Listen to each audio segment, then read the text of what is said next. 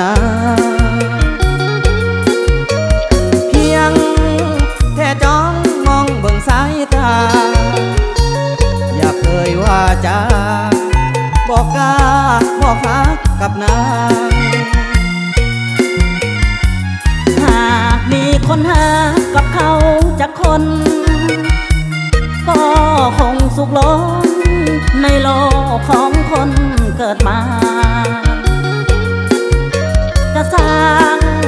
สวรรค์วิมานบ้านป่าจะฮักเธอทูลบูชาจนกว่าฟ้าดินสลายบุพเพฉันวาดสั่งให้เนื้อคู่อยู่ใสปานใดจึงได้พบพา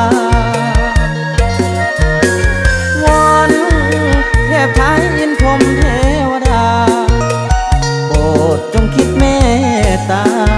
ให้ข้าพบหาเถิดเอ่ยอยากมีคนหา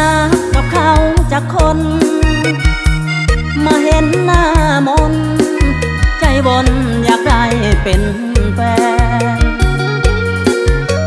เหมือน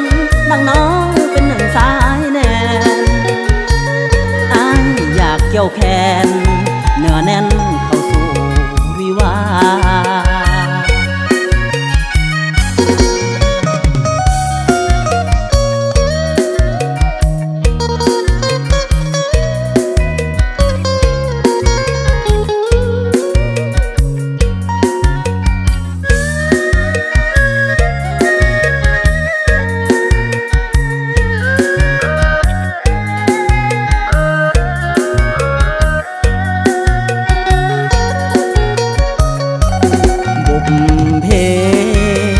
ฉันวาดสั่งให้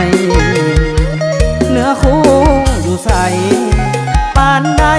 จึงได้พบพาวอนเทพไทยอินพรหมเทวดาโปรดจงคิดเมตตาให้ข้าพบหาเถิดเอ่ยอยากมีคนหา